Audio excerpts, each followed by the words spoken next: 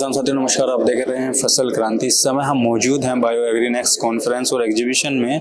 इस एग्जीबिशन में बहुत सारी बायो से संबंधित कंपनी अपनी प्रतिभागिता कर रही हैं। फिलहाल हमारे साथ कैप्सबर से मनोज कुमार रूपा जी मौजूद हैं, जो कि कंपनी के एमडी और सीईओ हैं।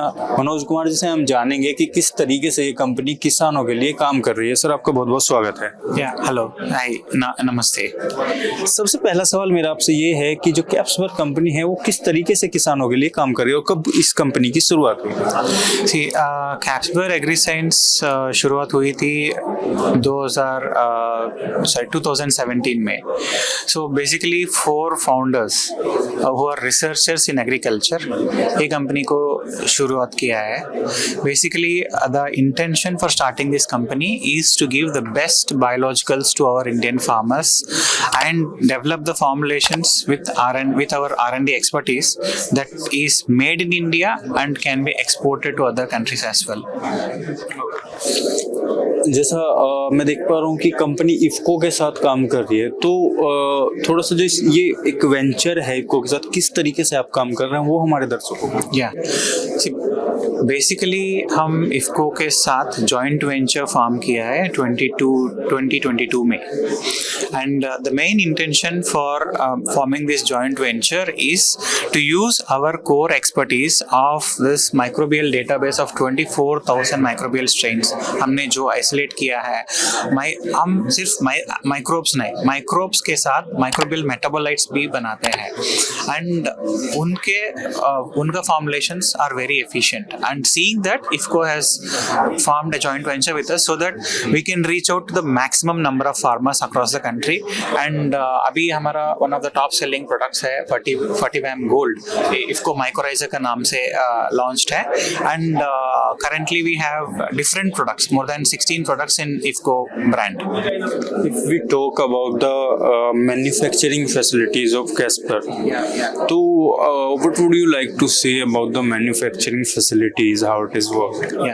See, basically manufacturing facility के बारे में जब आप बात करते हैं, many of the companies in India are not maintaining the standards of biologicals, and what we have done with IFCO is developed a state of art, the best R&D lab for microbials, agriculture microbials के लिए हमारे पास well trained entomologists है, agronomists है, microbiologists, biotechnologists, and developing starting from the seed treatment से लेकर post harvest तक जो भी microbial biosolutions हम दे सकते हैं वो सब के ऊपर हम काम कर रहे हैं।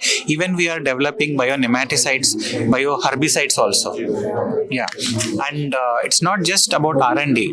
हमारा manufacturing facility is a pharma grade production facility what we have established. I can say that this is going to be the India's largest production facilities very soon.